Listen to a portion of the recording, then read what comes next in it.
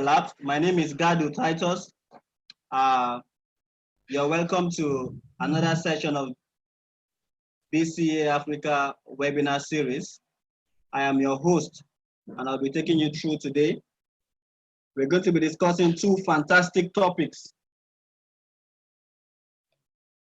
Topic number one is reinventing yourself, workplace leadership. Topic number two is lean manufacturing for economic survival. Today's learning session shall hopefully be for 90 to 120 minutes, and we are starting now. So please mute your mics, stay tuned, and get ready for a wow learning experience as usual.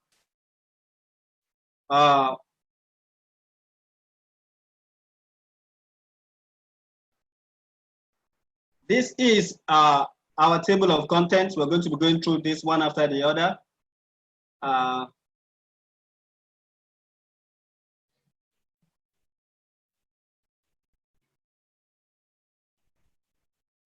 So I'm going to be giving us a brief info about the hosting company, BCA Capability Academy Africa. BCA Africa is the capability development and management arm of BCA Maintenance and Reliability Services Limited, BMR. And BMR is founded in 2015. BMR is Nigeria's leading maintenance and reliability M&R capability and capacity development company, with a vision of being the first choice in M&R services and training in Africa. And I can guarantee that BMR is well on its way to achieving this vision. BMR is Africa's first and Nigeria's only, I repeat, Africa's first and Nigeria's only Society for Maintenance and Reliability Professionals, SMRP approved education provider, APEP. Here, it's a live link which you can click to take you to the link where you can see this claim. We are the most successful reliability engineering training company in Nigeria, as we are active members of the Oil and Gas Trainers Association of Nigeria, OCTAN.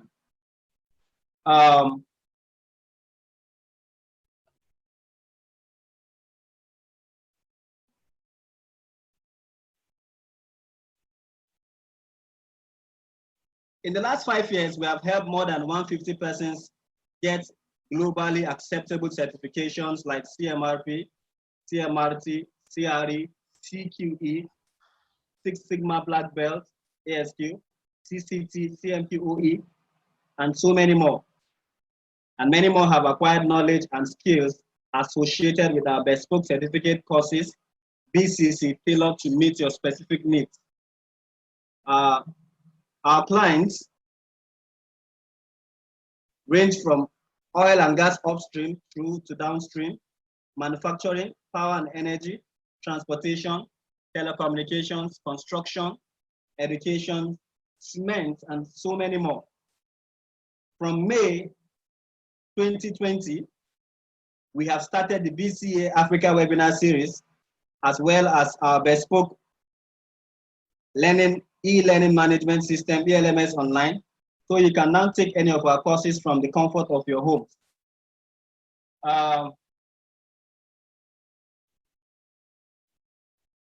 Today, I'm going to be introducing our first presenter, who is none other than our own Malam Ibrahim Lawal. His credentials are too numerous to start listing one after the other. He is a seasoned engineer, a leader, my mentor, and I believe the mentor of so many more people. He is the president and CEO of BCA Maintenance and Reliability Services, LLC, Lagos, Nigeria. To contact him via his email, this is a link. When you click this, this is a live link where you can click to be able to reach him via his personal email address. The next icon is his LinkedIn live address. If you want to reach him on LinkedIn, when you get this presentation, all you need to do is just to click this icon here, and it will take you directly to his LinkedIn page. The next is his Instagram page. Also click this, it will take you directly to his Instagram page. The next is his Facebook page also. When you click this, it will take you directly to his Facebook page. The number here is Malam's live direct number. I believe after this session, you may want to reach him personally for guidance, counseling, and so on, as the case may be. Just click or dial this number, you'll be able to reach him. And up here, we have links also to our social media handles. This is for Facebook. If you want to reach to Bernard, you can just click this from the presentation. You get to Bernard's Facebook page. Next is Twitter page handle. Next is a LinkedIn company page. Next is a Instagram page also. And coming to this side, you have the YouTube channel. On this YouTube channel, you can get a live video of the previous webinar and other training webinars or training videos on this YouTube channel. So I will advise that immediately after this session, you go and then click these links to be able to connect with Bernard and to connect with Malam. So today, Malam is going to be taking us on reinventing yourself with workplace leadership. So at this point, I want to hand over to Malam to give us the ride of our lives. Thank you. Thank you very much, Gado. And thank you, everybody, for joining us this afternoon. Once again, we will be presenting to you very beautiful and interesting topics with tips that you can immediately apply to your work processes. Today is our second webinar series, and we will be taking 2 more topics today. I will be starting the day with a leadership presentation titled Reinvent Yourself with Workplace Leadership. This is an extract from a bigger course that we have that is a practical workplace leadership training course. So we are going to be dealing with topics from this course and giving you practical tips as to how to improve yourself as a leader in your workplace and deliver better and sustainable results. Let's start by, as usual, defining some very common terminologies. Leadership, we hear it all the time, but I do not want to assume, like I mentioned in our last week training when I talked about how to seek and acquire useful knowledge. Don't assume that you know or assume that everybody knows. So because of that, we'll do some definition here.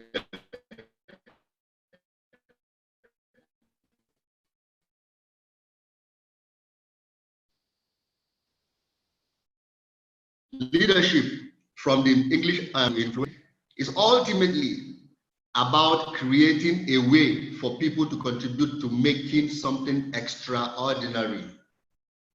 Extraordinary. Leadership is ultimately about creating a way for people to contribute to making something extraordinary. Very important. It is only leadership that can make the ordinary man extraordinary. Nothing else. Nothing else. Management, conversely, is the process of using tools and techniques, T&T, tools and techniques of planning, organizing, staffing, controlling, executing, reporting, all those normal descriptive words that we have always known to describe the word management. They are all true here. They are all true here. ETC, to drive business results. Management can also be said to be the use of authority inherent in a designated position to obtain compliance from staff members. This is the one that many of us, knowingly and unknowingly, exhibit. And this is the one that causes many people to call some people, some superiors in their office, boss, bad boss, boss. They exercise the authority inherent in their positions. This is what we call armchair authority. Okay. Now, having gotten a little bit of information about leadership and management, let's look at a few differences between them. This is very important for us to have a bird's eye view of how leaders and managers behave and operate. I must warn you here that we are not postulating that managers are bad people. We are not postulating that managers are bad people. We are only postulating that there are bad managers and we should avoid to be bad managers. So, differences. Managers have employees. Every manager has an employee. Whether you are a leader, whether you are a good manager or a bad manager, you have employees. As long as you work for somebody, you are a manager of assets, any kind of assets, physical or otherwise. And as long as you're a manager of assets, you have employees in your line of report that work with you. But leaders have followers, conversely. Leaders have followers. Managers always have good ideas. That is very true. They have beautiful ideas. And for many of you who are experienced in the workplace, you will understand and agree with me that many of your managers who are not leaders, they have beautiful ideas. From their office table, they will give you all manner of ideas when there are problems, but they cannot implement. So they have all solutions on paper. Conversely, leaders implement good ideas. That's what they do. They don't just have good ideas. They may not even have good ideas. They only have the capacity and the capability to identify and take good ideas from other people, and then they implement them. Managers communicate. It's a straight line. They receive information from the top, they pass it down, and enjoin you to follow. Whereas leaders, they pass understanding, and then thereafter they persuade the people to follow in line behind them or in front of them, depending on the situation. So leaders persuade people by passing understanding. Managers do differently, a little bit differently. Managers direct groups. Managers direct groups, whereas leaders create teams. Managers think that they have teams and they are directing and managing teams. It is just a thought. They think that they have teams, but what they really have is a group. Managers try to be heroes, whereas leaders, they make heroes of everyone. They make everybody a hero. Every team member is a hero. It's a happy hero. Managers take credit for everything that is good, everything that turns out well. The manager takes control. This is where the manager will say, I did this, I did this, I this, I that, I that. Whereas the leader takes responsibility. He takes responsibility for everything that is good and is bad. And he gives credit to the people. Where things fail, the manager does not expose his people. The leader does not expose his people. He takes responsibility and shields the people. But he goes back to meet with his people and ensure that whatever corrective measure is necessary to correct the problem is taken and in good time. Managers like to control, while leaders like to support. Managers blame others for failures. As good as they are in taking credit, they like to blame other people for the problems that you face. Leaders, conversely, they fix the issue, they deal with the situation, they assess the situation, they accept it and they find ways to deal with it. Leadership is a key skill which supports the growth and sustainability of individual careers and businesses. Whether you are a business owner or you are a business leader, some of us here today in this presentation are directors, senior managers, middle level managers, lower level managers, supervisors, junior staff, all manner of people are here. So depending on the level, your management level in the management pipeline, whatever information you will get from here today relating leadership will help to grow and sustainably so your individual career or your business. Let's review the 3 basic leadership types that we have that are postulated by the man called Dr. Kurt Lewin. He also postulated the 3 steps of organizational change, which we will see later. There are 3 basic types of leadership. The first one is autocratic, as you can see from this graphic here. Autocratic is the military style, where one man has all of the authority by virtue of his position. He has all of the authority. So he gives instructions. You do this. And everybody says, aye, sir, and they move on. That is autocratic. They give all the direction. The people will not do anything unless they say so. The next one is democratic. Democratic is the one where we have a two-way communication. The leader and the people at different times can bring up issues, and then the two sides will discuss and agree on a common position. That is democracy. And that is a democratic leadership style. It is also very good. The last one is the laissez-faire, which is sometimes called free reign. Free reign. In this type of leadership, the leader completely gives up his authority, his power to the people, and he allows the people to exert that authority the way they deem fit. That is the third leadership type. It is not wrong, but you should only know when to exhibit this style of leadership. And by the end of this, my leadership presentation today, you will understand when you should exhibit the free reign leadership style. Everything depends on the maturity of the people. Now, the graphic on the right shows the three models, the three leadership styles put together, and the arrow shows you the part that is colored black, which is named the perfect leader. It is the target leadership quality that you are expected to have, meaning you have a bit of authoritarian, a bit of participative, a bit of delegative, a bit of everything is what we are talking about. That's what makes you the perfect leader.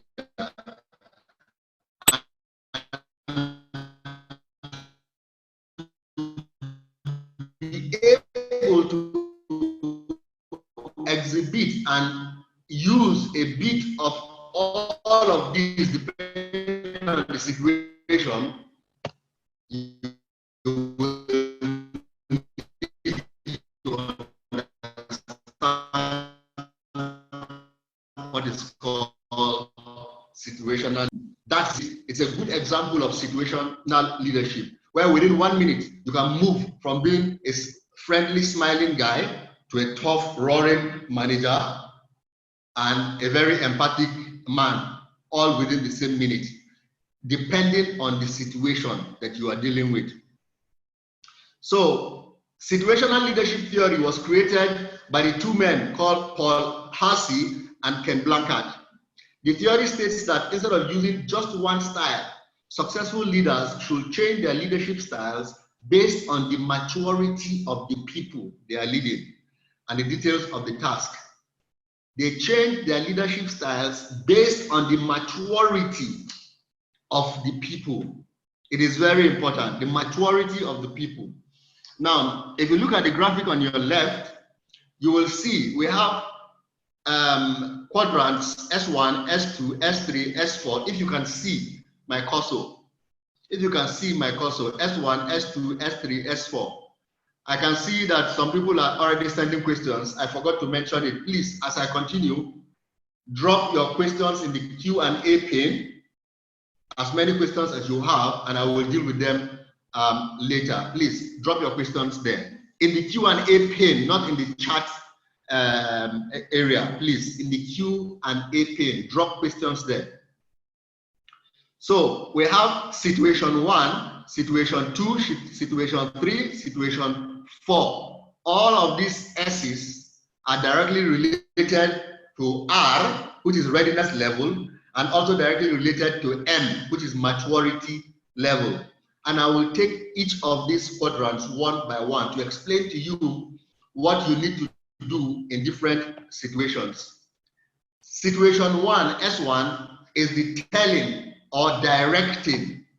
Here it is the telling or directing situation. This situation is very common with new employees, management trainees, those who are joining your company from a completely different industry. So where they do not have, they have little or no knowledge about the work processes of the new company that they have joined. These people, you must direct them. It does not matter at what level, management level, they come into your organization. If you have the right skill as a manager and you are able to identify that even though this person has come in as a senior manager, but it's coming from an industry that is considerably different from your industry, you will treat him like this. The same way you will treat the cleaner and the operators, the same way you will treat the fresh management trainees. So in this situation, you will be telling the people what to do. The leaders tell the people exactly what to do and how to do it. They tell associates exactly what they are supposed to do by giving them examples and help them, just as you will do with little kids. Those who are teachers in primary, kindergarten, they will understand this. They always tell, they direct.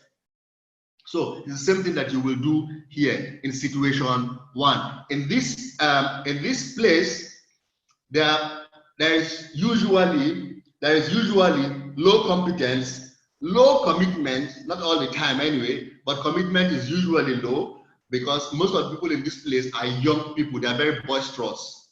They are very boisterous. That's why they said that commitment in this place is low, but the directive task is very high. You have to apply a lot of yourself to make these people better. The next quadrant is S2, which is the selling or coaching stage. Here, the leaders will provide information and direction, but there is a little more productive communication with the followers. At this point now, the people have a measure of knowledge that you can relate to, not as high as you will expect them to exhibit for the positions that they hold. But they have no doubt more knowledge than the people in the S1 stage. So you are able to better communicate with them productively. So in this stage, you will be coaching. And coaching is about helping people to do their own jobs, not for you to do for them. You will direct them to do their own jobs. You will lead them to do their own jobs. So here, you will be selling your message to get the team on board. You will be selling your message as a leader to get the people to understand better and be able to do their own jobs better. This style shows concern for associates' well-being and personal needs. In this quadrant, there is some level of competence. There is still low commitment, or at least some level of commitment, but again, your involvement will also be high. So your directive task involvement will also be high. The next one will be the S3, that is the participative or supportive leadership. The leaders focus more on the relationship and less on direction. At this point now, the people have skills that they need to succeed in their jobs, but for some reasons they are not able to deliver the results as expected by management. But they do have the skills, and you are sure that they have been given the skills that they require to exhibit the kind of results that will make the business proud. So the greatest problem that this group of people have is their variable commitments. So they have high skill level. They have from some skill level to high skill level. Then they have variable commitment. That's the biggest problem. It's up and down, goes up and down. But your task, directive task input here will be low because these people have skill. You only need to identify how to correctly manage them. In this place, decision making is based on group consultation. So you need to involve every one of them, share your vision and the vision of the team, and engage the people. This is participative, and that is democratic leadership, if you remember. This is democratic. S1 is authoritative. S1 is authoritative. Then the last one is delegating, which is also called empowerment leadership style, S4. This is free reign. This is free reign. In this point, the people have very high competency, they have high commitment, and you have little or no directive task involvement in this place. So in this place, you allow the people to take responsibility for their actions. You let them make decisions because you have trust in them. This is why only people in this S4 category are said to be allowed to fail. If you can see here, I wrote that leaders allow mature associates to fail. Now, do not take it literally as I have written it.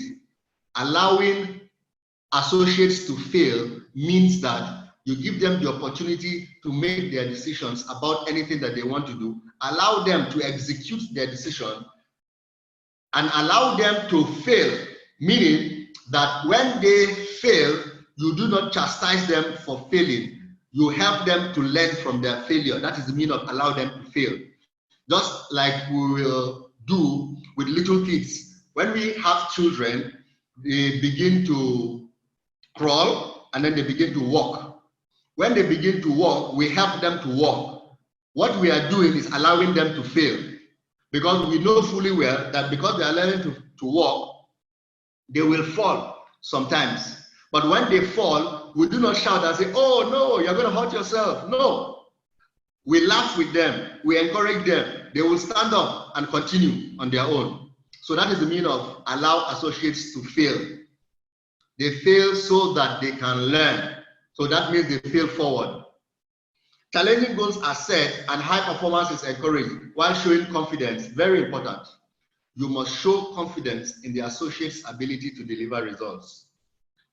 This is one attribute that makes you a very good leader. First, you allow the people to fail and you show them confidence. Even when they fail, you show them confidence.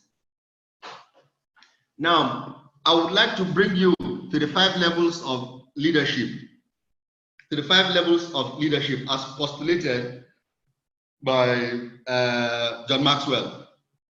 Now, I am particularly interested, there are levels 1 to 5, you can read this up later, but I am particularly interested in level 3. Because for me, that is where the real leadership growth and business growth starts from. Level 3 is the level of results. This is the place where you begin to produce results, and at the same time, which is not in these graphics, it is only at that point that you begin to also, in addition to your results, you begin to also produce leaders. Take note. It is at level 3 that you begin to produce considerable, sustainable business results.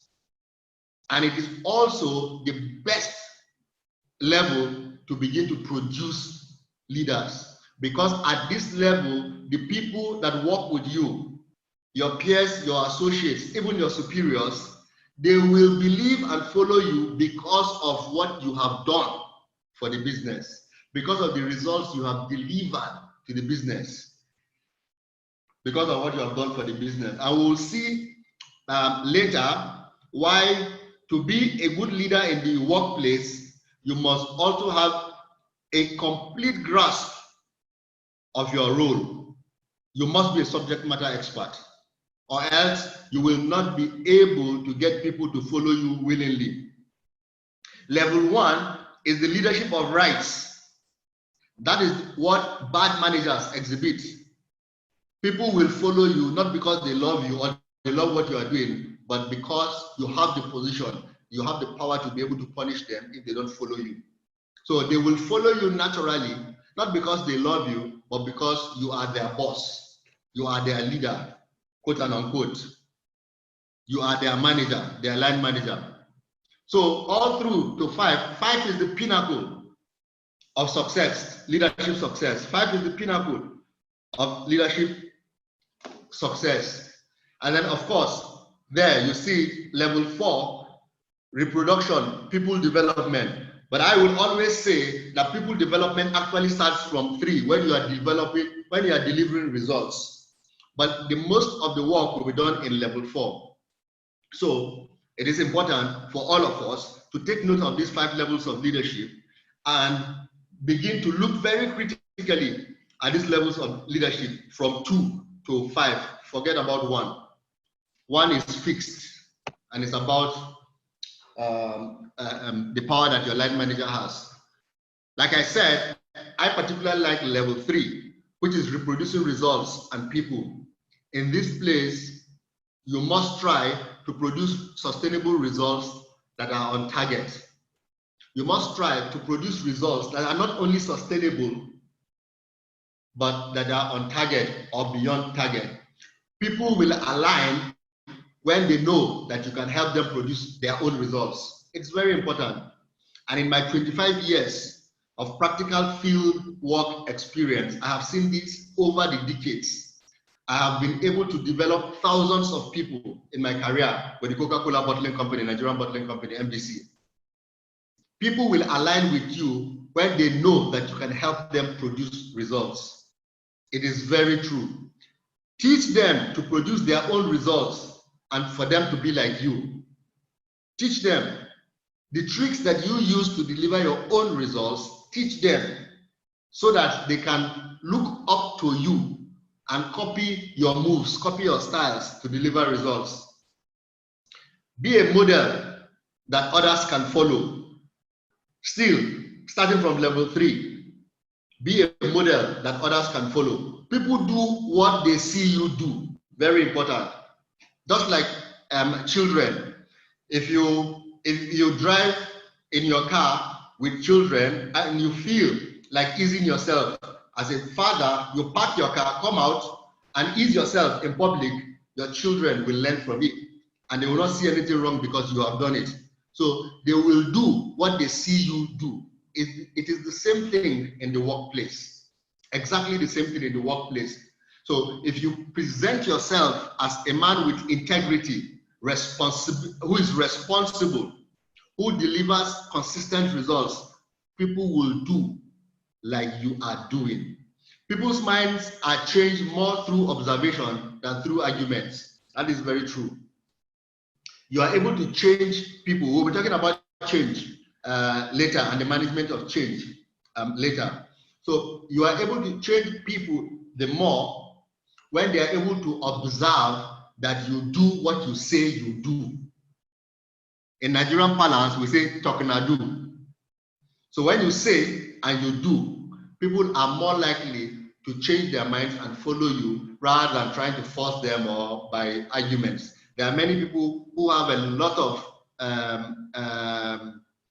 grammar that they can blow about every topic. They can win arguments, by blowing grammar, but they cannot deliver results. And it's only a matter of time. Everybody will know that this man is only a grammarian. He cannot deliver results, and they will leave you.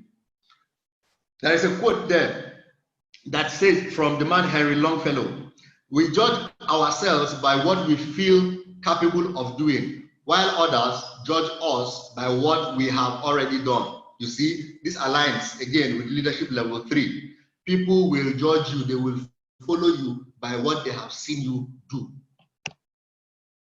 Now, here are a few leadership traits that you must always try to remember. If you want to be a leader and a good leader, I must say, a good leader, because leadership is about influence. And because it's about influence, we also have bad leaders. We also have bad leaders. Boko Haram, as a militant group, for example, has a leader, a very, very, very charismatic leader, I must say. A very powerful leader.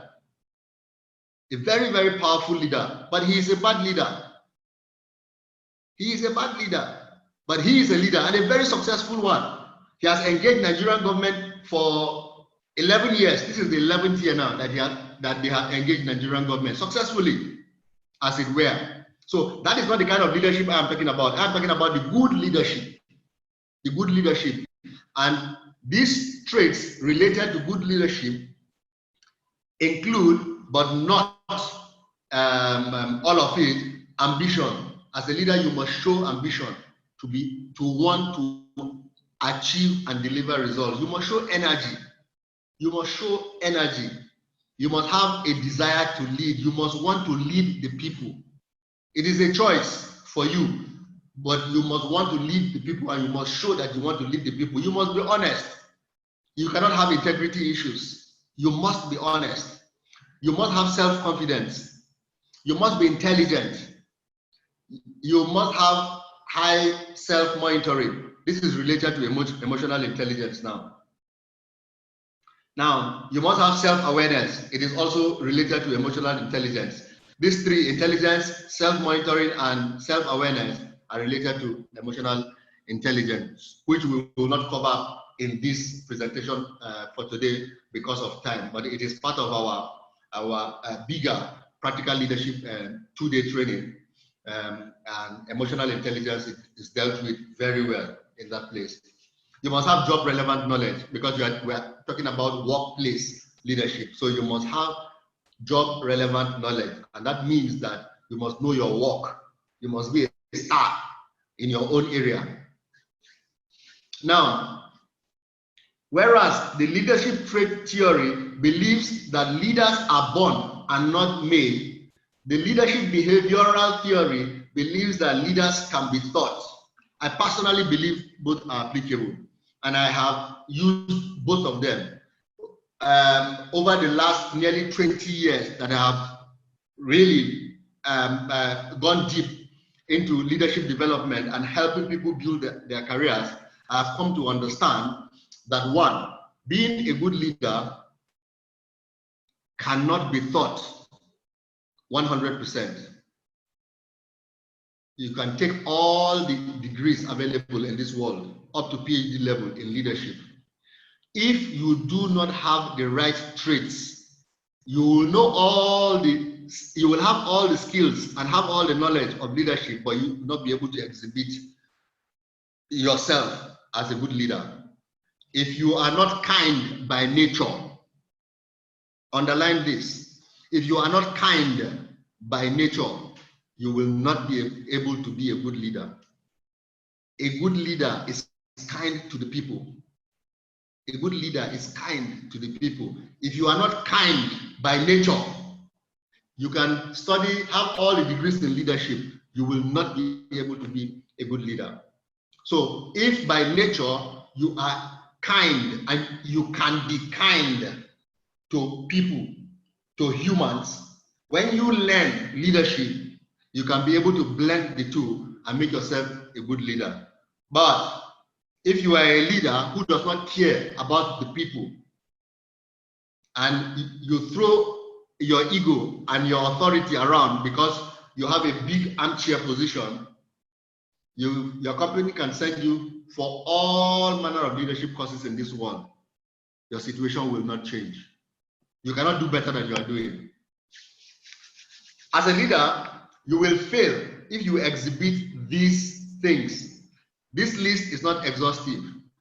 In our larger class, we have a much longer list and much more details than we are exhibiting today. As a leader, you will surely fail if you exhibit these things. One, poor understanding of the people that you manage. If you do not understand people, you do not understand the 4 types of sentiments people exhibit.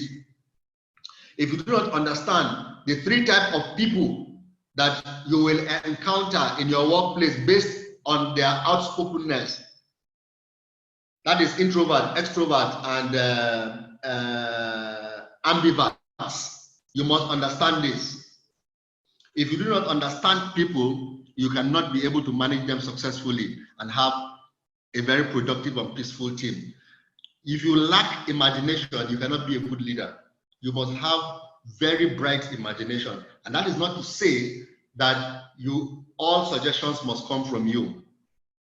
Being able to identify a good suggestion from an associate and implementing it in itself is good imagination. So if you do not have imagination, you cannot be a good leader. If you have personal problems, all of us have personal problems, but what I am saying here is that if you allow your personal problems to get in the way of the way you do your work, then you are a bad leader. We all have personal problems. All of us have personal problems. But once you get to work and you realize that you are going to be leading a team of people, people are there who are hoping, looking up to you for direction. Do not allow your personal problems to get into the way. You will manage the people that you'll be working with. Never pass the buck. If you pass the buck, that day and that minute that you pass the buck, you are not a leader. You are not a leader. Something happens. Oh, Mr. A, you are the one. I'm not the one. No, it is that man. And you are the leader of the team.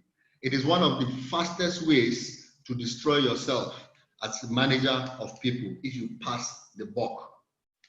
If you pass the buck.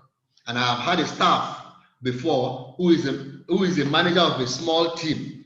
If something goes wrong in his team and I call, what is this? The first thing that I will hear is, it's not me, I am not the one.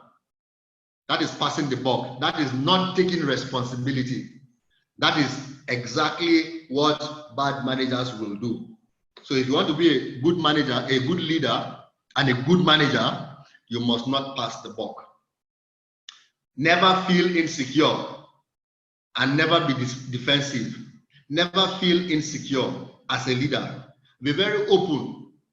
You do not know it all and you cannot know it all. Your team members may be subject matter experts in some areas that you are not. Be very open.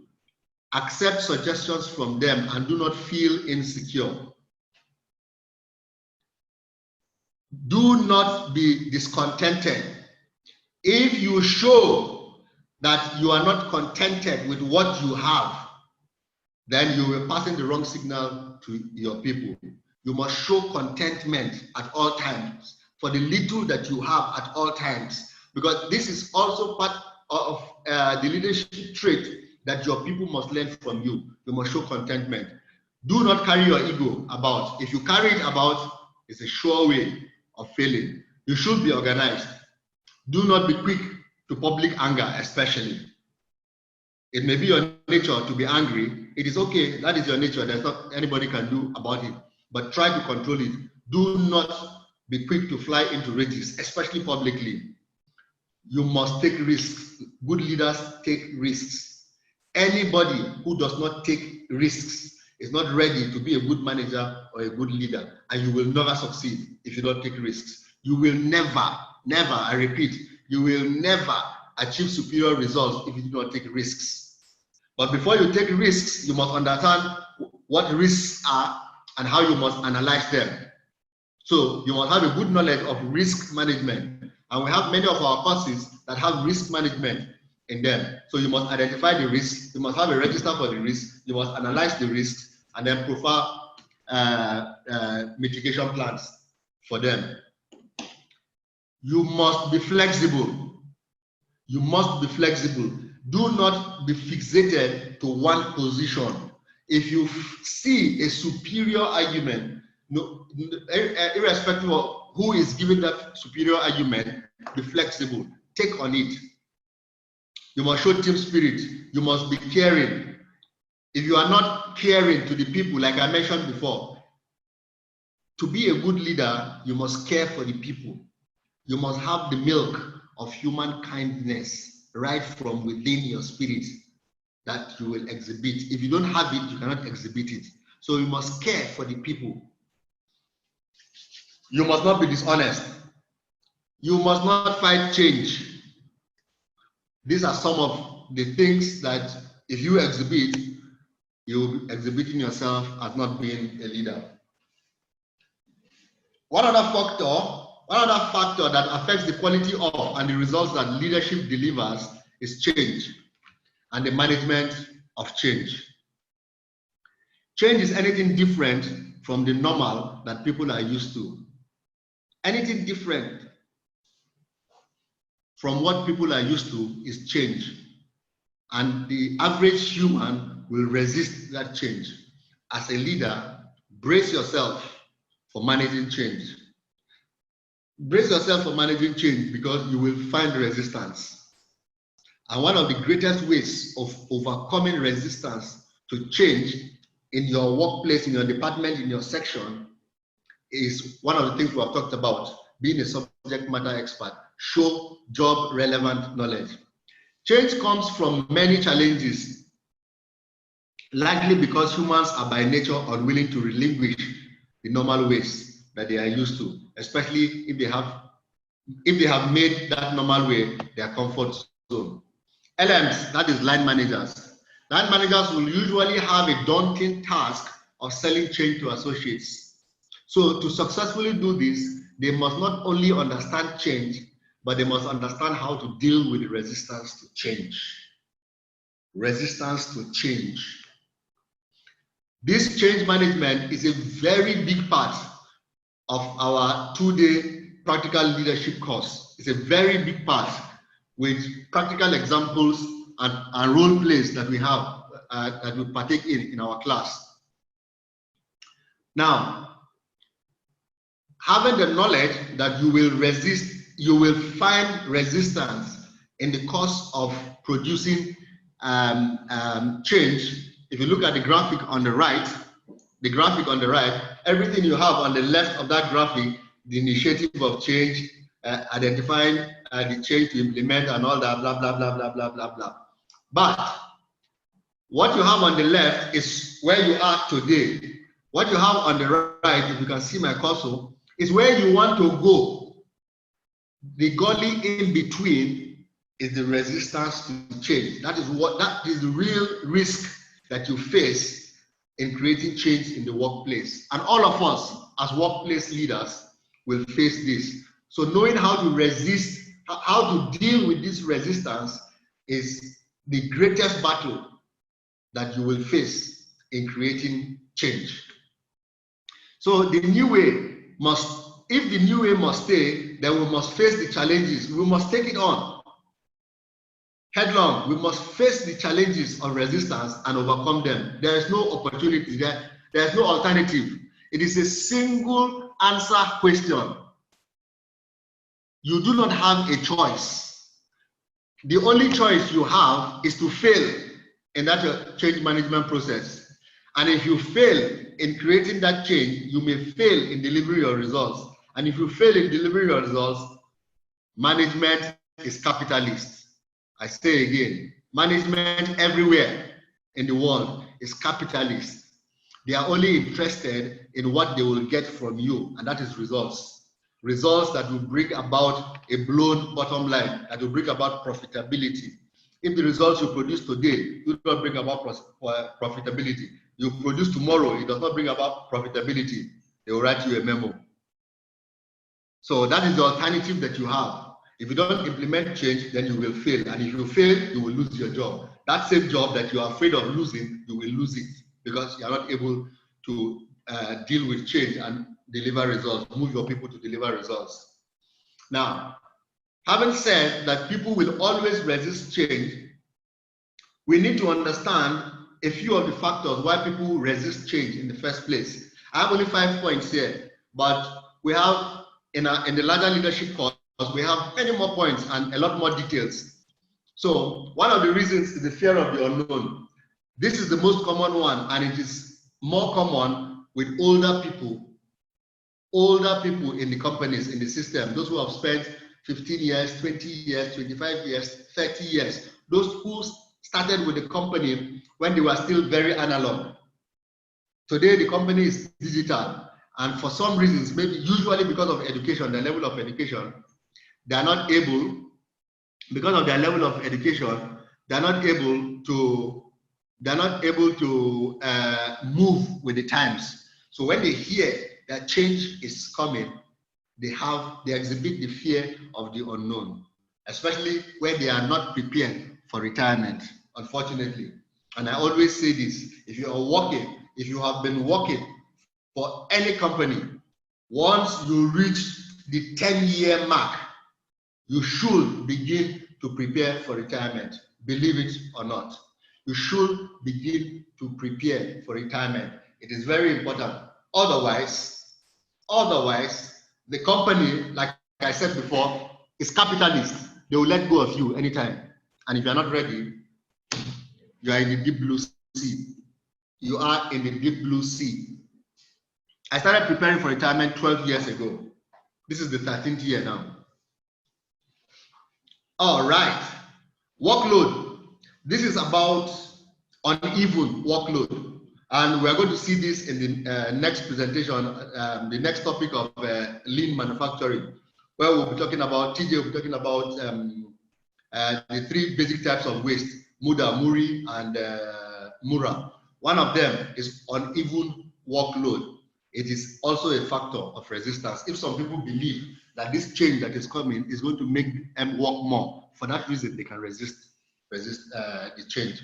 Status quo syndrome. This one is directly related to bad managers who are fixated on the authority given to them by their armchair office, by their armchair position. So they do not want to lose their status quo. They do not want to lose their position. And for that reason, they will resist the change. Bad experience. There is something called, there's a relationship called mindset and behaviors. Mindset and behaviors. Mindsets lead to behaviors. Behaviors are what you see on the outside. But mindsets lead to an attitude, and attitude leads to behaviors. So behavior is what you see. So if you have a staff who is exhibiting bad behavior, as a good manager and as a good leader, you do not try to correct that behavior by dealing with that behavior. You deal with that behavior by dealing with the mindset that drives that behavior. So if people in the past have had bad experiences drives mindset, mindset drives attitude, attitude drives behaviors. So if people have had bad experiences before with some other change programs that have happened, they are likely to resist. They'll say, they don't come again, not them. We know them. They go sack us. Things like that. The last one is lack of logic. Now, if the people are not able to make any logic out of the change that you are bringing, then they will resist it. So they are resisting it in this case because they don't understand the logic. They don't understand the logic. So there are many more points. For the purpose of saving time, we will not talk about them. Now, how can you effectively deal with this resistance to change? Having understood that there must be resistance to change, and you have identified some of the types of resistance or the reasons for resistance, how can you deal with these people's resistance to change? One way is education, very important. Every change that comes must come with education, meaning that you must try consciously to raise the capability of the people from level A to level B. You must take them across the knowledge gap. For those of you who are part of my presentation last week, you'll understand what I'm talking about. Where you are now, your current knowledge level, your target knowledge level, what is in between is the open gully that you need to jump across. That is the knowledge gap. So education can be used to wither down the resistance of people. Communication, meaning that you should keep talking to them, keep speaking to their spirits. You get them to participate and be involved. That is what we call buy-in. Buy-in in change management. So you must get them to participate. When they are participating, they begin to understand better. You negotiate and enter into agreements as well. It's another way of dealing with resistance to change. This is particularly very important with unions. Unions everywhere in the world, not just in Nigeria, not just in Africa. They are a very difficult group of people in change management. In our bigger leadership course, where we will deal with change management very well, we will deal with the normal distribution curve of change management, where we'll show you the different types of people that you meet in the change management process. We're talking about people like Iceman, strong supporters, handbrakes, cavemen, different names that we give them, beautiful names that we have given to them. Dragons. Dragons are also part of the people who resist change. So now, those who are unionists you must engage them right from the very beginning. So you may have to negotiate and enter into agreement with them. This is very common. Those who are top leaders in their companies understand what I'm talking about, like I do. I have seen this. So it is one method of reducing the change that people have to the change that is coming. Then finally, coercion, explicit or implicit, that is using force, using your authority. You see, having gone through the last 2-3 slides, we have treated the 3 basic styles of leadership. Authoritative, that is coercion. Participation here, participation, that is democratic. You see, that is democratic. So if everything does not work, everything else does not work, you may need to use the power that you have, and it is not wrong. It is not wrong. The company has given you that power to use it. Now, the graphic on the left is the Kotler-Lewis 3-step change. It is the first and 3 basic steps to change. The first step is to unfreeze. The next is to change. The last is to refreeze. What this is saying is that it is synonymous to taking a human being, hold his head, crack it open, remove all the previous knowledge and culture that the person has, that is unfreeze. And then you change, you put in what you want him to exhibit in the future. And then you freeze, you close the skull back. So you open, you change, you close the skull back. The graphic on the right is what is called the Kluber-Ross change management curve. This is how the performance of the people will be exhibited. This is how the performance of the people will be exhibited as change comes in. It starts with shock. It starts with shock. And shock in this case is situations like, you know, no, they cannot do this. I don't expect that they will do this, but they have already done it. You know, they are very surprised that this is happening. Then they will deny that this is happening. They will deny. They are deceiving themselves. So this is the people. They will deny that this is happening. During this time, performance will be dwindling up and down very rapidly. Then, when they begin to see that this change is not going, after denial and shock, they begin to show anger and resistance. That is the point where they become very frustrated. So they begin to show anger and resistance and all manner of things. That's when you see your staff running to union. Every now and then they will run to union, and then the union will begin to raise position papers up and down and threatening strike and all that. Then we move to the next position, which is that of apathy. The change has remained strong. The business has overcome the frustration and all the fight of staff and union. We now, the people find themselves in a position of depression, low mood, lacking energy. At this point, they are beginning to retune themselves to accept the situation because they have tried everything else and it did not work. So they are fully depressed. So now the next position that they will attain is a position of experiment. You know, that is a position of optimism. Having failed in trying to stop the change, they begin to ask themselves, okay, we have failed in trying to stop this change, and I don't want to lose my job. Why don't I look critically into this thing and see if I can make sense of it, really? So they begin to experiment. So that is the level of, that's the point of initial engagement, you know, and then their level of optimism begins to rise, and then gradually they begin to see that, okay, after all, it's not as bad as I thought it would be. It's not as difficult as I thought it would be. Then they move themselves to the other level, that is the level of acceptance. They accept this change, and then they begin to do more. They now decide on their own that they want to be part of this change because they have experimented and it turned out well for them. That is the point where they really begin to support the change. That is the point where we call them, in the normal curve of change management, we call them passive supporters of change.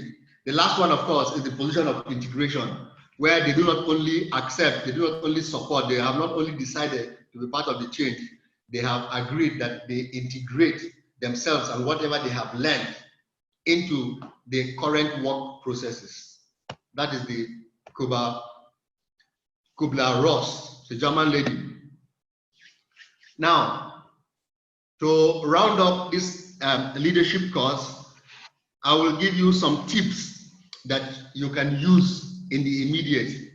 Number one tip, and it is always my number one tip, always my number one tip, you must have a powerful vision. As an individual, you must have a powerful vision. Successful leadership, training, and attendant actions have the capacity to translate vision into reality. You must have a very powerful vision for yourself. Now, because you are working in an organization, your personal vision must align with the corporate vision. If they do not align, then you will be working at cross purposes with the company vision. And it will not be good for you, it will not be good for the business. The only way that the business can feel your efforts, your capability, your capacity to deliver results is when you are able to align your personal vision to your company vision. It is only when you have a vision, for example, that you can tell your boss, I do not like the job I am doing. I want to do something else where I will be more profitable to the business. I have done this many times in my career. The last 7 positions I held in NBC were positions that I created for myself. I will meet my bosses at different times, the different bosses, and tell them, I am done with what I am doing. I think I have overcome this. I have trained somebody to take over from me in this position. I want to do something else, and this is what I want to do for the business. I'll share my vision, which is always in line with the corporate vision, and a new position will be created for me. It was created 7 times for me, up till the time that I retired last year. So that is the power of vision. Tip number 2, be a subject matter expert. I cannot say this enough. Because you are in a corporate workplace, whatever role that you are holding, you must be seen as an SME. It's a must. You must be seen as an SME. You must be a subject matter expert. You must be a rallying point. If you do not master your own role, there is no way you can, first of all, deliver superior and sustainable results. There is no way that people will follow you to learn anything from you. So you must be a subject matter expert. So successful leaders, like I mentioned last week during my presentation on seeking knowledge, must always seek and acquire useful knowledge so that they may affect their own and their team's results. Very important. Only then can they develop their teams effectively. It is what you have that you will give to your people. If you're not a subject matter expert, what then are you going to teach your people? So you must first of all develop yourself so that you can be able to develop others. Tip number 3, duplicate yourself. Very important. Remember, leadership levels 3 and 4, especially 4, where we talked about duplicating yourself. You cannot duplicate yourself if you do not have 1 and 2. I have carefully arranged this so that they flow like this, like an SOP. You cannot duplicate yourself if you do not have 1 and 2. If you do not have 1 and 2. Developing people takes time and effort, a lot of effort. Knowledge and skills are essentials to success.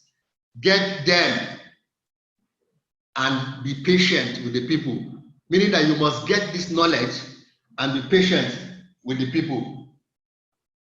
And be patient with the people. Skills transfer is always equal to duplicate success. Always to duplicate success. Tip number 4, have a time routine that works. This is also very important. Successful leaders have a time routine that works for them. It may not be universal for everybody, but they have a routine that works for them. Even if it is late coming, perpetual late coming, if it is a routine for you that works for you, that helps you to achieve your results, have a routine. Dedication to your daily routine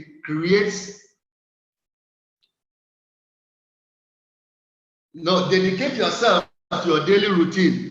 Create a similar workable routine for your team. Encourage them to create a workable routine for themselves as well. This will create small changes that will make mighty impact later. Tip number 5, visibly commit to delivering results. So it is not enough that you are delivering sustainable results. Yeah, it is not enough that you are delivering sustainable results, but you must be seen to be visibly committed to the work that you do. So successful leaders always know that what you can measure, you can always improve. Inspect what you expect. Inspect what you expect. Tip number 6, you must have respect, dignity, integrity, and honesty. People become naturally loyal to leaders who show empathy, who are honest, who have integrity, who have dignity, who show respect and are compassionate to them, even if they drive hard for results. So we are not saying that leaders in the workplace will not drive their people for results. They will drive for results for sure, because that's why the company has employed them to deliver results. So where as you are trying to be a good leader, you must deliver your results. And sometimes you can be hard on your people and the results.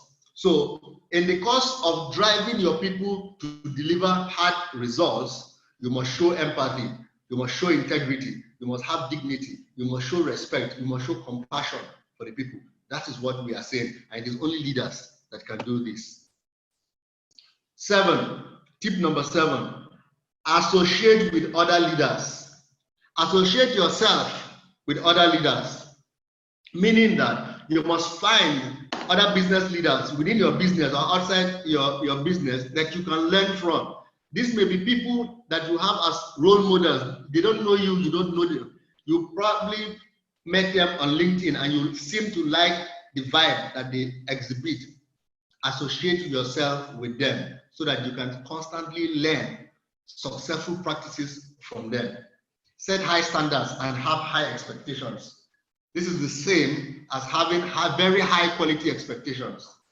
Do everything that you do in HD, high definition quality, and expect the same from everybody that you work with.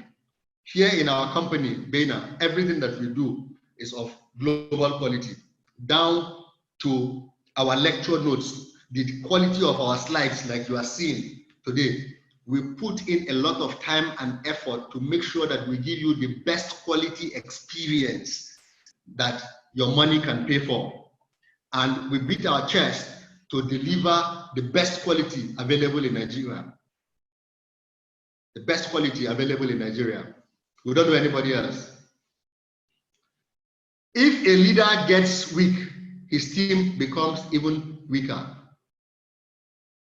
If a leader gets weak, his team becomes even weaker, because you are the lifeline of your team. They depend on you for their survival. So if you show weakness, or you are weak because you do not know enough that is expected of you, your team becomes weaker.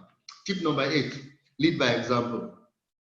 Like the example of the father and child driving on the road, and the father stops to ease himself publicly. Successful leaders avoid doing anything they do not want their teams to duplicate. Anything you do not want your people to exhibit, do not do. Do not do. If you have to do those things, do them in your private lives, but do everything in the workplace that you will expect your people to copy. Tip number 9, be transparent and helpful all the time. Focus on inspiring and to motivate your people. Be transparent to your team and never show lack of mentality. This will greatly contribute to your team success. Tip number 10, successful leaders, and the last tip, successful leaders always learn something new daily. They learn anything, just read. Successful leaders read. Just read anything. No knowledge is foolish, no knowledge is a waste. Spare no effort or spare no cost in learning new ways. Never. And because of developing myself to who I am today, I have gone around the world. I have gone as far as Canada to seek new knowledge. As far as Canada, my trip was 19 hours to reach Canada just to seek knowledge. So continuous learning is key to keeping yourself educated. This brings us to the end of my presentation. Thank you very much, gentlemen and ladies, for joining us today. We will take questions and polls. Stay tuned, please. We will take questions and polls at the end of